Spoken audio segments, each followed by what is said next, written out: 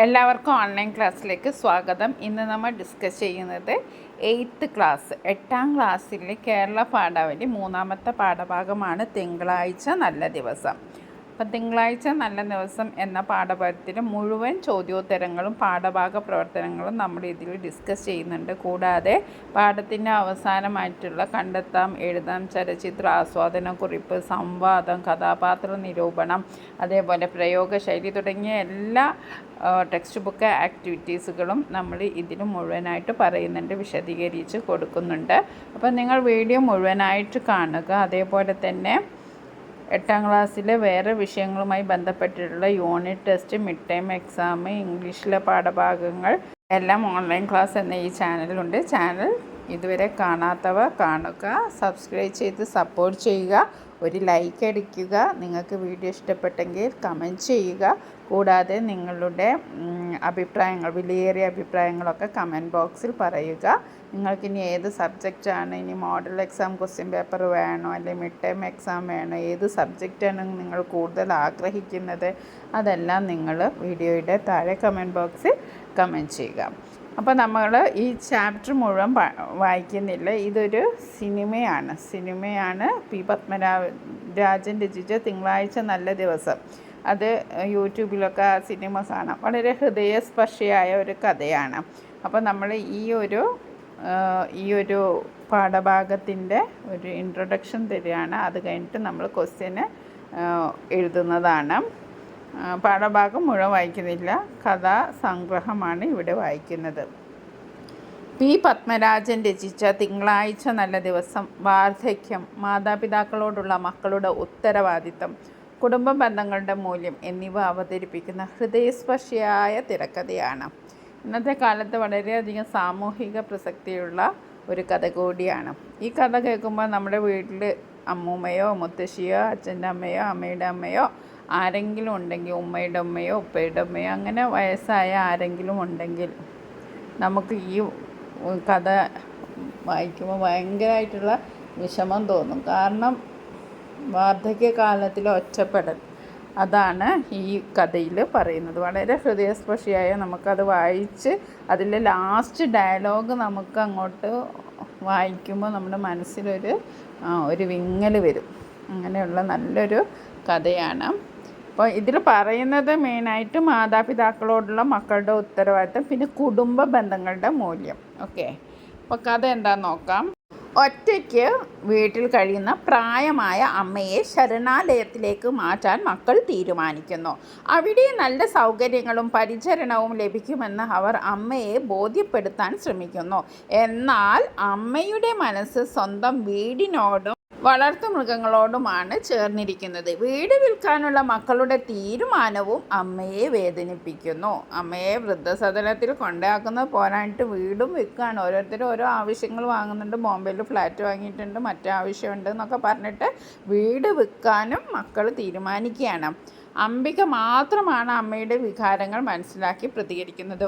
ഒടുവിൽ ശരണാലയത്തിലേക്ക് പോകാൻ അമ്മ തയ്യാറാകുന്നു. യാത്ര പറയുമ്പോൾ പശുവിനെയും ആടിനെയും അമ്മിണിയെ ഏൽപ്പിക്കുകയും പിന്നീട് തന്നെ കാണാൻ ആരും വരുന്നതെന്ന് മക്കളോട് പറയുകയും ചെയ്യുന്നു. പശുവിൻ്റെ കരച്ചിൽ അമ്മയുടെ വേർപാടിൻ്റെ വേദനയെ കൂടുതൽ തീവ്രമാക്കുന്നു. പ്രായമായ മാതാപിതാക്കളെ സ്നേഹത്തോടും ആദരവോടും സംരക്ഷിക്കേണ്ടത് ഓരോ മക്കളുടെയും കടമയാണെന്ന സന്ദേശമാണ് ഈ കൃതി നൽകുന്നത്.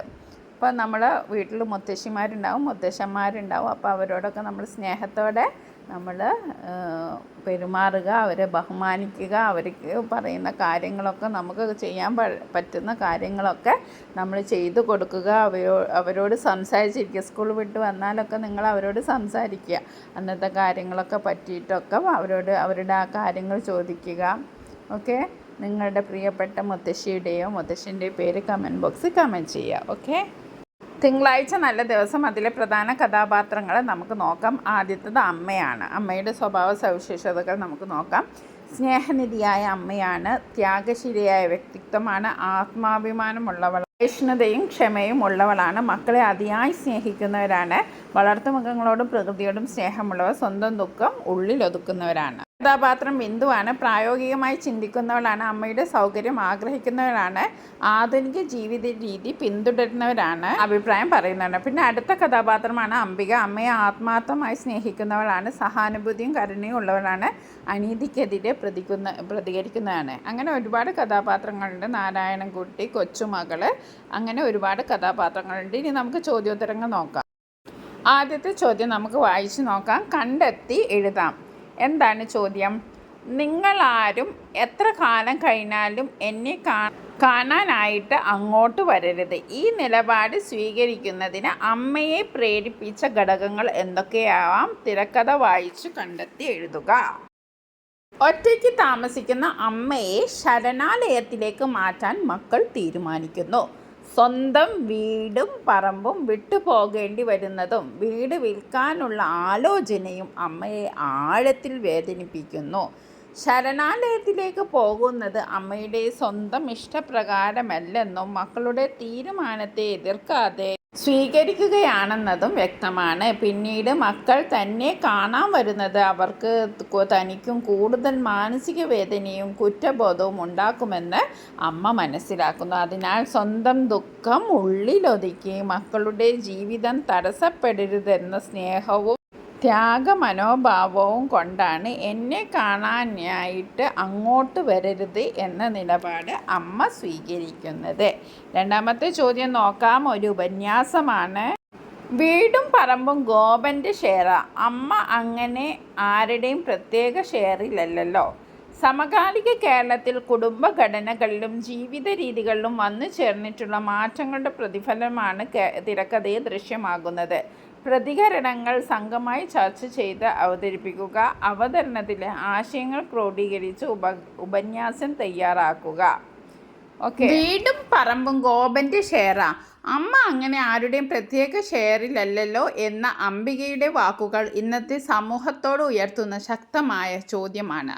പി. പത്മരാജൻ്റെ തിങ്കളാഴ്ച നല്ല ദിവസം എന്ന തിരക്കഥയിൽ സമകാലിക കേരളത്തിലെ കുടുംബ ബന്ധങ്ങളിലെ മാറ്റങ്ങളും വാർദ്ധക്യത്തിൻ്റെ വേദനയും അതീവ ഹൃദയസ്പർശിയായി അവതരിപ്പിക്കുന്നു. കേരളത്തിൽ ഒരു കാലത്ത് സംയുക്ത കുടുംബങ്ങളായിരുന്നു പ്രധാനമായും നിലനിന്നിരുന്നത്. മാതാപിതാക്കളും മക്കളും കൊച്ചുമക്കളും ഒരുമിച്ച് താമസിച്ചിരുന്ന ആ കുടുംബ വ്യവസ്ഥയിൽ പ്രായമായവർക്ക് സ്നേഹവും സുരക്ഷയും ലഭിച്ചിരുന്നു. എന്നാൽ നഗരവൽക്കരണം, വിദേശ തൊഴിൽ, അണുകുടുംബങ്ങളുടെ വ്യാപനം, തിരക്കേറിയ ജീവിതശൈലി എന്നിവ കാരണം കുടുംബ ബന്ധങ്ങളിൽ അകൽച്ച വർദ്ധിച്ചു.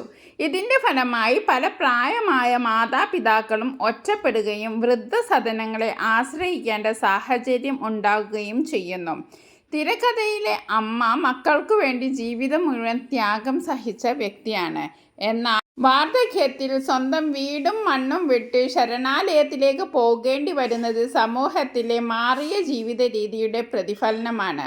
അമ്മയുടെ വേദന മനസ്സിലാക്കി അമ്മ അങ്ങനെ ആരുടെയും പ്രത്യേക ഷെയറിലല്ലോ എന്ന് പറയുന്ന അംബിക കുടുംബ ബന്ധങ്ങളുടെ യഥാർത്ഥ മൂല്യം ഉയർത്തിക്കാട്ടുന്നു.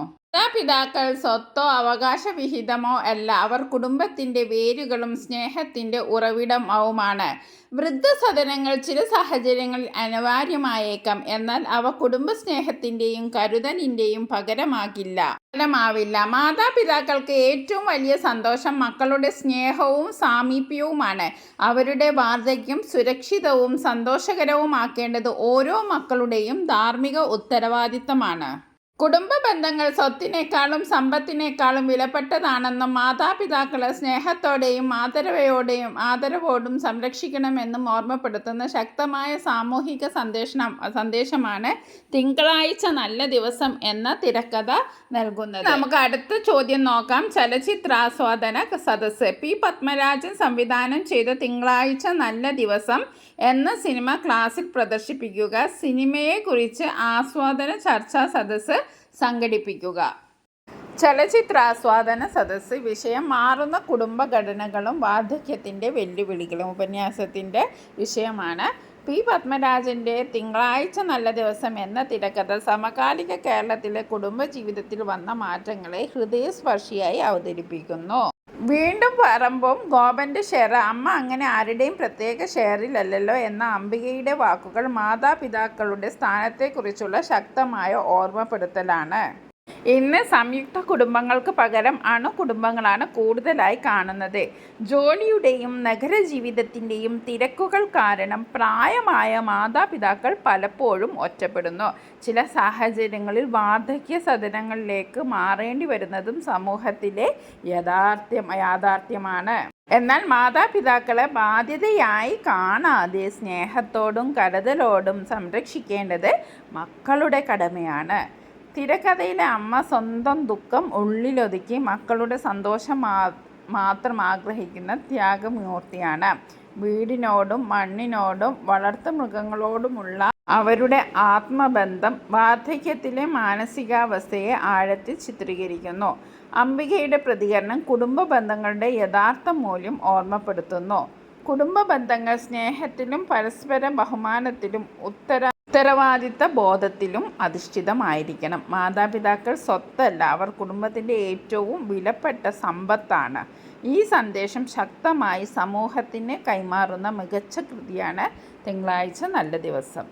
ഇനി അടുത്ത ചോദ്യം സംവാദമാണ്. പ്രായമായ അച്ഛനമ്മമാരെ വൃദ്ധസദനത്തിലേക്ക് അയക്കുന്നത് ശരിയാണോ? നമ്മുടെ നാട്ടിലെ വൃദ്ധസദനങ്ങൾ പെരുകുന്നത് എന്തുകൊണ്ട്? കുടുംബ ബന്ധങ്ങളും വൃദ്ധസദനങ്ങളും എന്ന വിഷയത്തിൽ സംവാദം സംഘടിപ്പിക്കുക. അപ്പോൾ ഒരു സംവാദം സംഘടിക്കുമ്പോൾ അതിന് അനുകൂലമായിട്ട് പറയുന്നവരും പ്രതികൂലമായിട്ട് അതിനെതിരെ പറയുന്നവരും ഉണ്ടാവും. അനുകൂലിക്കുന്നവർ എന്താണ് പറഞ്ഞതെന്ന് നോക്കാം. യുവജനങ്ങൾ തൊഴിൽ തേടി വിദേശത്തേക്ക് പോകുമ്പോൾ മാതാപിതാക്കളെ സുരക്ഷിതമായി പാർപ്പിക്കുന്ന ഇടങ്ങളാണ് വൃദ്ധസദനങ്ങൾ. അനുകൂലിക്കുന്നവരുടെ വാദമാണ്. ഇനി പ്രതികൂലിക്കുന്നവർ എന്താണ് പറയുന്നത്? കുടുംബഘടനയിലും ബന്ധങ്ങളിലും വന്നു ചേർന്ന വിള്ളലുകളാണ് വൃദ്ധസദനങ്ങൾക്ക് കാരണം. അതേപോലെ നമ്മളും ഇനി അനുകൂലിക്കുന്ന വാദവും അതേപോലെ പ്രതികൂലിക്കുന്ന വാദവും ഇതിൽ എഴുതണം. നമുക്ക് എഴുതി നോക്കാം. അനുകൂലിക്കുന്നവർ പ്രായമായ അച്ഛനമ്മമാരെ ചില സാഹചര്യങ്ങളിൽ വൃദ്ധസദനത്തിലേക്ക് മാറ്റുന്നത് തെറ്റല്ല. ഇന്ന് യുവജനങ്ങൾ തൊഴിൽ ആവശ്യങ്ങൾക്കായി വിദേശത്തേക്കും ദൂരസ്ഥലങ്ങളിലേക്കും പോകുന്ന സാഹചര്യം വർദ്ധിച്ചിട്ടുണ്ട്. അത്തരം സാഹചര്യങ്ങളിൽ മാതാപിതാക്കൾ ഒറ്റയ്ക്ക് കഴിയുന്നത് സുരക്ഷിതമല്ല. വൃദ്ധസദനങ്ങളിൽ താമസം, ഭക്ഷണം, ചികിത്സ, മരുന്ന്, സുരക്ഷ, വിനോദം, കൂട്ടായ്മ എന്നിവ ലഭിക്കുന്നു.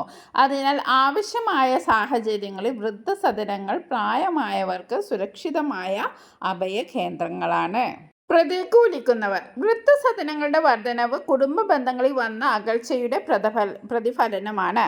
മാതാപിതാക്കൾ മക്കളെ സ്നേഹത്തോടും ത്യാഗത്തോടെയും വളർത്തിയവരാണ്. വാർദ്ധക്യത്തിൽ അവരെ സംരക്ഷിക്കുകയും സ്നേഹിക്കുകയും ചെയ്യേണ്ടത് മക്കളുടെ കടമയാണ്. വൃദ്ധസദനങ്ങൾക്ക് സൗകര്യങ്ങൾ ഉണ്ടായാലും കുടുംബസ്നേഹത്തിനും കരുതലിനും പകരമാവില്ല. മാതാപിതാക്കളെ ബാധ്യതയായി കാണാതെ കുടുംബത്തോടൊപ്പം ചേർത്ത് നിർത്തുകയാണ് സമൂഹത്തിൻ്റെ യഥാർത്ഥ ഉത്തരവാദിത്തം. ഇനി നമുക്ക് അടുത്ത ചോദ്യം നോക്കാം. കഥാപാത്ര നിരൂപണം. തിരക്കഥയിലെ കരുത്തുറ്റ കഥാപാത്രമാണ് അമ്മ. കഥാപാത്രത്തിൻ്റെ വ്യക്തിത്വം, സ്വഭാവം, മനോനില, നിലപാട്, കഥയിലെ സ്ഥാനം, മറ്റു കഥാപാത്രങ്ങളോടുള്ള ഇടപെടൽ എന്നിവ ഉൾക്കൊള്ളുകൊണ്ട് ഒരു കഥാപാത്ര നിരൂപണം തയ്യാറാക്കുക.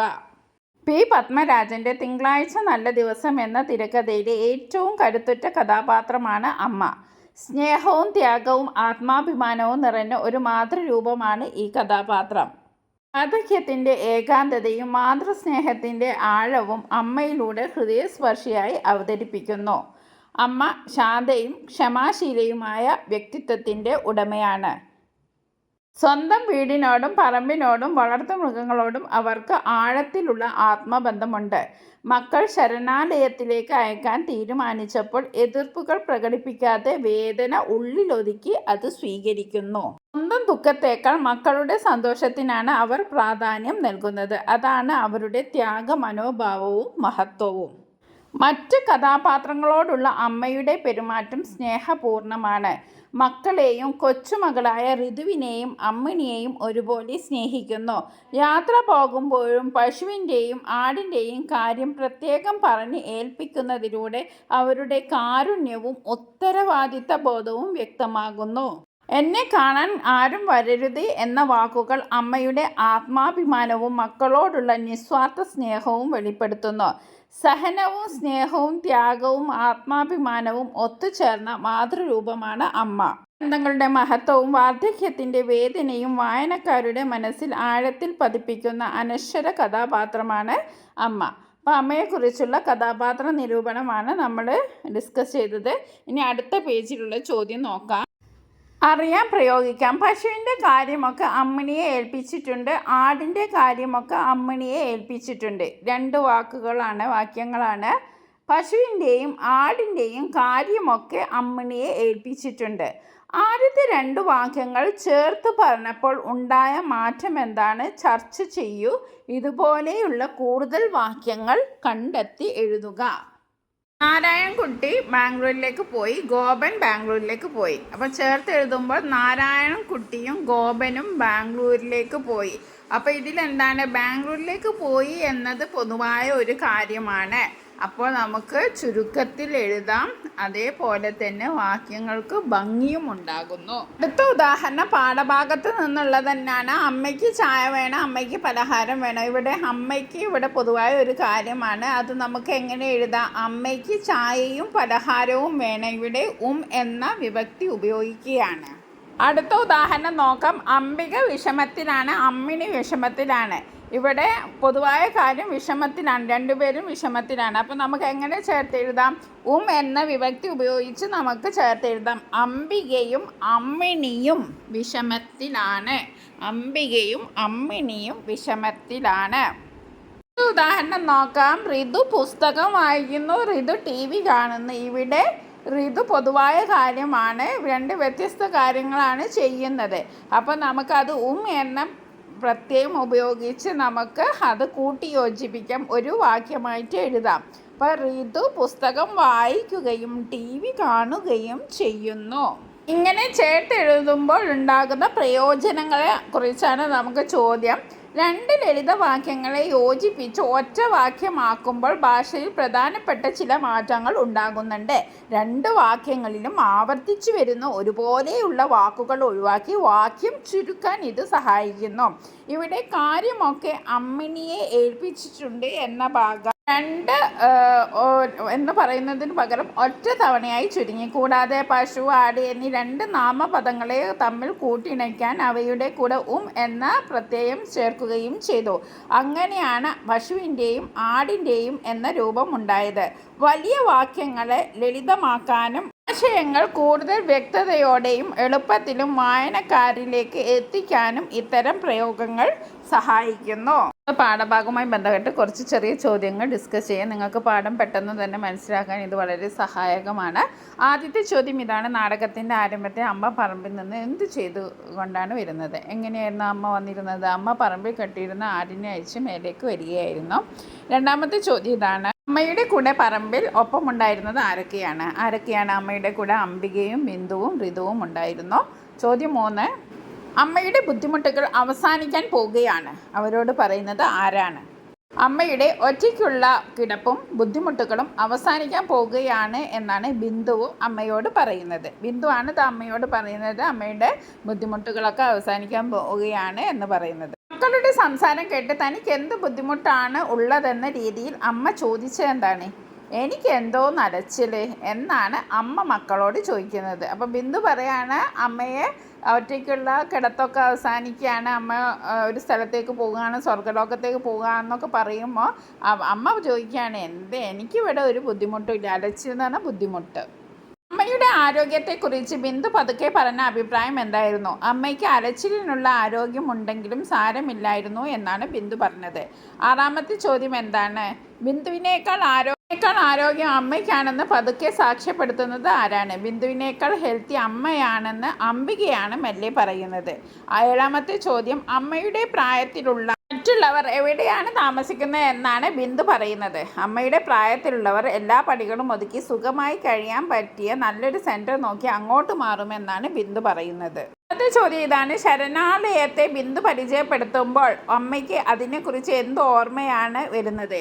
ആർക്കും പ്രത്യേകം പണിയൊന്നുമില്ലാത്ത ആടാനും പാടാനും പറ്റുന്ന സ്വർഗലോകം എന്ന സ്ഥലത്തെക്കുറിച്ചാണ് എനിക്ക് ഓർമ്മ വരുന്നത്. അമ്മ സ്വർഗലോകം എന്ന് വിശേഷിപ്പിച്ച സ്ഥലത്തിൻ്റെ യഥാർത്ഥ പേര് എന്താണെന്നാണ് ബിന്ദു പറയുന്നത്. ആ സ്ഥലത്തിൻ്റെ പേര് ശരണാലയം അല്ലെങ്കിൽ വൃദ്ധസദനം എന്നാണെന്ന് ബിന്ദു വ്യക്തമാക്കുന്നു. ബിന്ദുവിൻ്റെ വിവരണങ്ങൾ കേട്ട അമ്മ തൻ്റെ മൂത്ത മകനോട് ചോദിച്ച ചോദ്യം എന്തായിരുന്നു? നാരായണൻകുട്ടി ഇത് വല്ലതും കേട്ടായിരുന്നോ എന്നാണ് അമ്മ ചോദിക്കുന്നത്. 11ാമത്തെ ചോദ്യം. അമ്മ ചോദിച്ചപ്പോൾ നാരായണൻകുട്ടി എങ്ങനെയാണ് പ്രതികരിച്ചത്? നാരായണൻകുട്ടി ആദ്യം മൗനം പാലിക്കുകയും പിന്നീട് ആ എന്ന് മാത്രം മൂളുകയുമാണ് ചെയ്തത്. 12ാമത്തെ ചോദ്യം ഇതാണ്. വീണ്ടും പറമ്പ് വിൽക്കുന്നതിനെ കുറിച്ച് അമ്മ നാരായണൻകുട്ടിയോട് സങ്കടത്തോടെ പറഞ്ഞതെന്താണ്? ഇവിടം വിൽക്കുന്നതിനെ കുറിച്ചൊക്കെ ഇവൻ പറയുന്നത് എന്ന് അമ്മ നാരായണൻകുട്ടിയോട് പറയുന്നു. താൻ സഹോദരനുമായി എല്ലാം ആലോചിച്ചതാണെന്ന് അമ്മയോട് ദേഷ്യത്തോടെ പറയുന്നത് ആരാണ്? താൻ ചേട്ടനുമായി എല്ലാം ആലോചിച്ച കാര്യങ്ങളാണെന്ന് ഗോപനാണ് അമ്മയോട് പറയുന്നത്. തന്നോട് കാര്യങ്ങൾ ഒളിച്ചു വെച്ചതിനെ കുറിച്ച് അമ്മ വിതുമ്പലോടെ നാരായണൻകുട്ടിയോട് ചോദിച്ചത് എന്താണ്? അപ്പോൾ നീയും കൂടെ അറിഞ്ഞോണ്ടാണോ എന്നോട് ഇത് ഒളിച്ചു വെച്ചത് ഇത്രയും നാളും എന്ന് അമ്മ നാരായണൻകുട്ടിയോട് ചോദിക്കുകയാണ്. ബാംഗ്ലൂരിൽ ഫ്ലാറ്റ് വാങ്ങാൻ പണം തന്നത് ആരാണെന്നാണ് നാരായണൻകുട്ടി പറയുന്നത്. ബാംഗ്ലൂരിൽ ഫ്ലാറ്റ് വാങ്ങാൻ മണിയാണ് കുറേ കാശ് കൊടുത്തതെന്ന് നാരായണൻകുട്ടി പറയുന്നു. വീട് വിൽക്കുന്ന കാര്യത്തിൽ തൻ്റെ അവസ്ഥ വ്യക്തമാക്കിക്കൊണ്ട് നാരായണൻകുട്ടി എന്താണ് പറയുന്നത്? വീട് വിൽക്കുന്നത് അനിയൻ്റെ ഷെയറിലായതുകൊണ്ട് തനിക്ക് അതിൽ ഇടപെടാൻ കഴിയില്ല എന്നാണ് നാരായണൻകുട്ടി പറയുന്നത്. അമ്മ ഒറ്റയ്ക്ക് താമസിക്കുന്നത് ശരിയല്ലെന്നും സുരക്ഷിതമായ സ്ഥലത്തേക്ക് മാറ്റണമെന്നും വാദിക്കുന്നത് ആരാണ്? അമ്മ ഇവിടെ ഒറ്റയ്ക്ക് നിൽക്കുന്നത് ശരിയല്ലെന്നും സൗകര്യമുള്ള സ്ഥലത്തേക്ക് മാറ്റണമെന്നും ഗോപനാണ് വാദിക്കുന്നത്. വീടും പറമ്പും ഗോപൻ്റെ ഷെയറാണെന്നും അത് ഇഷ്ടമുള്ളതുപോലെ ചെയ്തോളാനും ദേഷ്യത്തോടെ പറയുന്നത് ആരാണ്? വീടും പറമ്പും ഗോപൻ്റെ ഷെയർ ആയതിനാൽ ഇഷ്ടമുള്ളത് ചെയ്തോളാൻ അംബികയാണ് പറയുന്നത്. മക്കളുടെ സ്വത്ത് തർക്കത്തിനിടയിൽ അംബിക അമ്മയെക്കുറിച്ച് എടുത്തു പറയുന്ന സത്യം എന്താണ്? അമ്മ അങ്ങനെ ആരുടെയും പ്രത്യേക ഷെയറിലല്ലല്ലോ എന്ന് അംബിക ഓർമ്മിപ്പിക്കുന്നു. അമ്മ വീടിൻ്റെ പടി ഇറങ്ങി പോകുമ്പോൾ കയ്യിൽ എന്തെങ്കിലും കരുതിയിരുന്നു. അമ്മ കയ്യിൽ ഒരു തുണിസഞ്ചി പോലും എടുക്കാതെയാണ് ആ വീടിൻ്റെ പടി ഇറങ്ങിയത്. ഇറങ്ങുന്ന നേരത്ത് അമ്മ ആരെയാണ് വിതുമ്പലോടെ വാരി പിടിച്ച് ഉമ്മ വെക്കുന്നത്? കൊച്ചുമകളായ ഋതുവിനെയാണ് അമ്മ ഉമ്മ വയ്ക്കുന്നത്.